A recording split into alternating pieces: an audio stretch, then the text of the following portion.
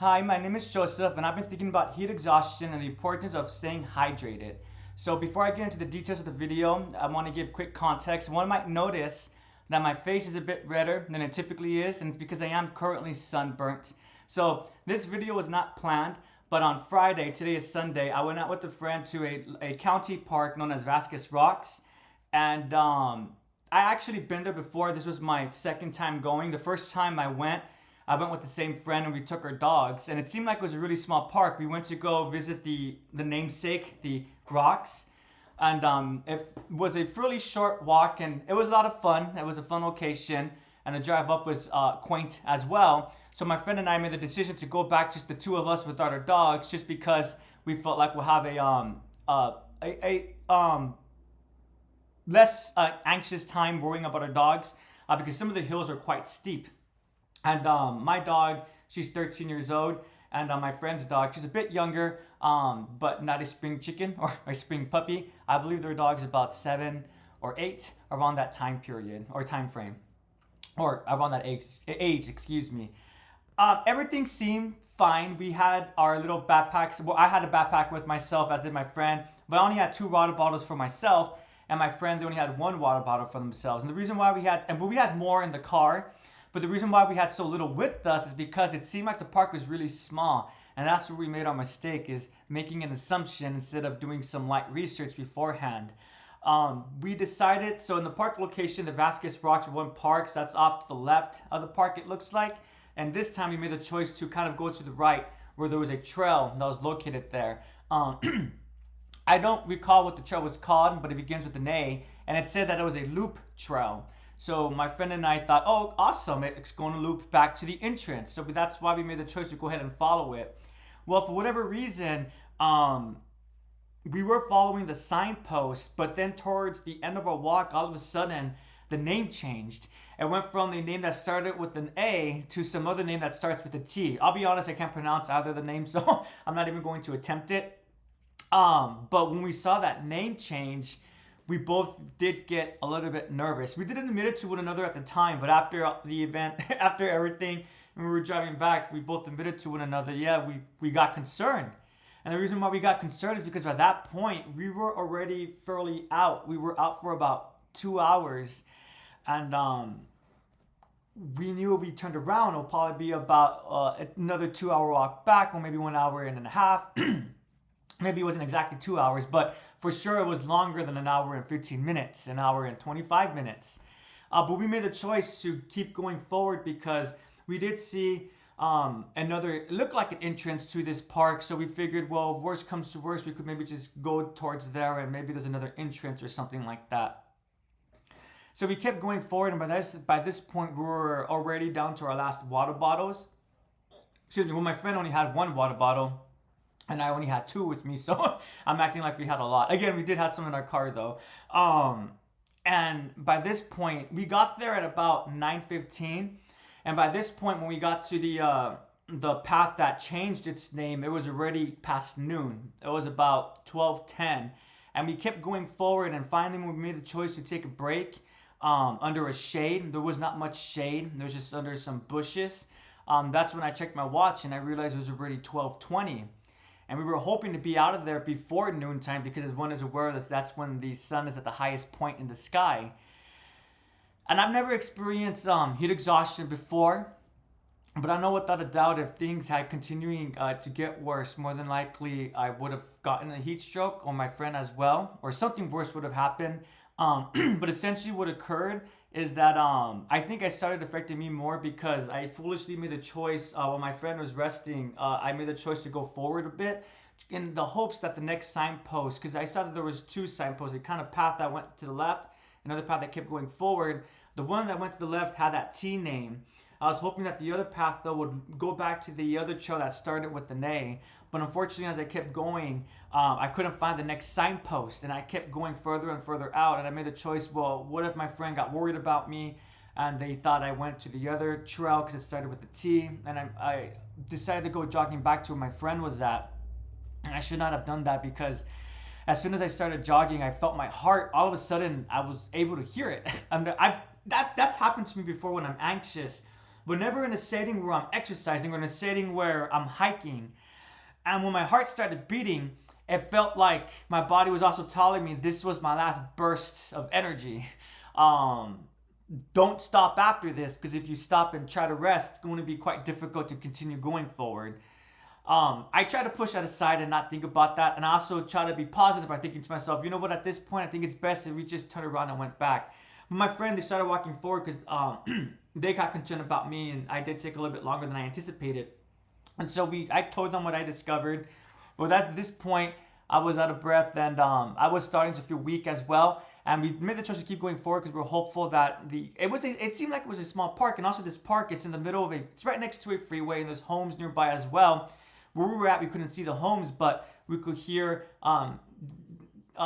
children off in the distance, even though we couldn't see anything, homes or schools or anything like that. So that's why we made the choice to keep going forward.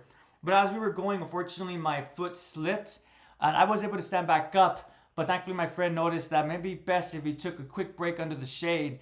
And I've never, back then, I've always thought, how did cavemen sleep in the wild without beds and mattresses and things like that? Just slept on the hard ground. I'm never going to question them again because once we found our shade, I made the choice to lay down, and it just felt so comfortable. By this point, we had no idea how far we were from the entrance to the park, but we got very fortunate because a jogger ended up running past us, and he saw how dehydrated we looked, and he realized that there may have been a situation at hand, and he let us know that the way back was actually where we were at. It was quite confusing. There was another path to the left. I'm not sure that went back to the T path. The one that I mentioned earlier was further behind us. So this one, there was a path that went to the left, the path that went to the right, then another path that went a little bit up. As it turns out, though, that path that went up, it connected back to the path that went to the right. So the individual just let us know. And thankfully, he made the choice to stick with us until we got to the entrance to the park. And it was really cool because once we got to the entrance of the park, as we got closer, the individual made the choice to go jogging ahead of us just to let the people who worked there know if they had any water and things like that. And thankfully, they chose to meet us back in the as we were walking out, and they gave my friend and I water. The reason again why I'm sharing this story is because I do believe we were quite close to getting a more serious condition of heat exhaustion, or worse yet, a heat stroke. And the reason why I say this is because after the incident occurred, I was looking into symptoms of heat exhaustion. And I'm going to be completely honest with everyone. I am an adult, so I have drank in the past, and unfortunately, I have drank a little bit too much, and it doesn't feel great when one drinks too much. And that's exactly how I felt. I felt like I drank too much, and that makes sense because alcohol makes one dehydrated, and I was feeling dehydrated. It was becoming much more difficult for me to form coherent sentences. I was starting to speak in phrases, and I was starting to become delirious as well. It's hard to explain, but I was there but not there. When the jogger came with us, I mean, I knew he was real, but at the same time, it kind of seemed like it wasn't real. Just because I never thought we'd be in that kind of situation before. And I'm not going to lie, I was quite nervous. And then foolishly as well, we both left our phones behind in the car because, again, we thought this was going to be a small walk. And actually, my friend didn't mean to leave their cell behind. That was just an accident. I did leave my cell behind on purpose. That was a choice because I usually don't take my cell with me in a group setting when I go on a hiking or a hiking or trail type of setting. So it was just a really scary situation. And the I guess there were park rangers or the individuals who work at the park. They were honest and they let us know that it was a quite dangerous situation. Thankfully it wasn't too hot. It was only in the 80s, the low 80s. And they did let us know that essentially that park, it's not uncommon for people to get lost. And that was the crazy part as well, is that my friend and I, we were not being silly. We were not going into places we weren't supposed to go. We were following the path and what we thought was to be the correct path. But all of a sudden, that path just changed from the name that began with an A and turned to that name that begins with a T, the trail with the T. And the individuals who worked there, they did admit to us that although the signs are new, they are aware that they need to make the signs, they need to streamline the signs, make it more obvious which trail one is following. It ended up. I'm not going to lie, it was a scary situation, but it ended up being a really cool story to share after. And we met some really cool people as well. We had some discussions and conversations with them too. As it turns out, that same day, that was on a Friday. As it turns out, the day before, there was a family who owned horses who also got lost. But unfortunately for them, it was actually in the evening time after the park had closed. And I can only imagine how they must have felt. Apparently, it was a mom with about 5 or 6 kids, and they were all on horseback. And I was asking the individual. When they first found us, by the way, I was not able to talk as well.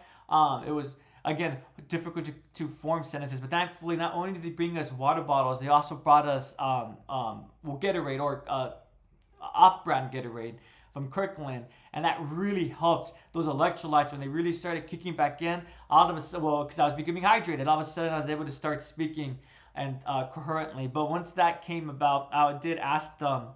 Are there any animals, wildlife out here, coyotes and things like that? Obviously, rattlesnakes.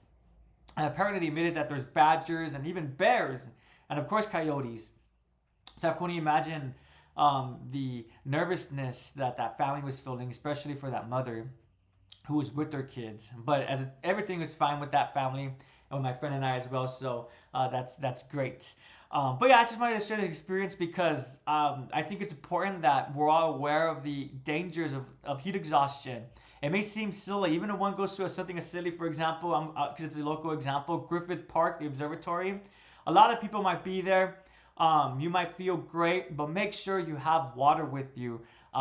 Keep yourself in mind. The reason why I had two, while my friend had one, is because they don't drink as much as I do. I do like to stay hydrated, and I do tend to drink a lot. So that's why I had two. But had I known how much of a effort this walk would have been, first of all, the backpack that I had wasn't my JanSport. It was more just a smaller kind of backpack, like a hiking kind of backpack. Typically, when I go for longer walks, I take my JanSport, and I have at least 4 water bottles. If I go with my dog, for example, 4 water bottles for myself and 4 for my dog. And depending on the walk, I might even have more than that, 10 or even 12. And if I'm out with friends, I do my best to divide it evenly. And of course, they have their items with them as well. And what I've also learned too is that if I ever go out, I'm definitely going to have it's going to sound a bit silly, but again, it's not a comical situation to be in. I am definitely going to have an umbrella in my JanSport backpack.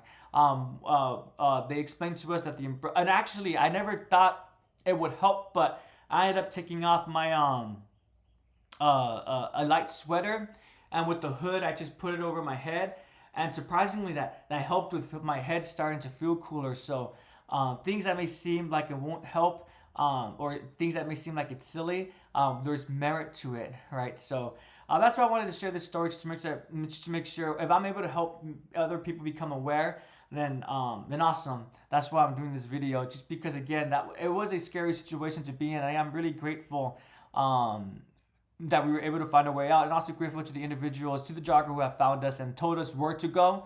He told us the exact path where to go, and that was really awesome of him. And for also going ahead to get assistance in case it was needed. That was really great of them as well. I ended up a scary situation ended up turning into a really quote unquote fun social situation. Again, I ended up having some great conversations, my friend and I, with this group of people, and we learned some cool, interesting details about this park. And yeah, so thank you so much for listening. If you have any questions or concerns, please don't hesitate to list them in the comments or send them via personal messages. If you have a similar story, please share them with me. I'd love to hear those stories. Did it change your perspective? I'm not going to lie, my perspective of nature did change a little bit. When I was laying down before that jogger had joined us, I was looking at the tree, and there was this beautiful branch poking out with the leaves around it. And I was like, wow, that's such a beautiful sight, kind of like the trees back at my home. But the thing is that I'm not home, and although it's a beautiful sight, I'm really thirsty right now. And I just want to be back home. I don't want to be here currently. And it was just a really crazy mindset that I'm probably not going to forget. Now, when I stepped off, for example, when I went to go refuel my gas yesterday, the sun was beating down on me. And I was about to complain about the heat. Then I realized, I'd much rather be stuck in this heat next to my car rather than stuck under a noon sun on a hiking trail, not knowing how far I am from the exit. So it really did change my perspective a little bit. I always did have respect and adoration for nature. And I have read literature and other stories and movies and things watched movies and things like that where they express, although nature is beautiful, it also needs to be respected. And I definitely do see that now. And again, I know it sounds like I might be being dramatic, but again, make sure that one does have water with them and that they're well prepared whenever they do go on a hike or a walk or anything like that. Thank you so much for listening. I appreciate it. Have a great day and take care.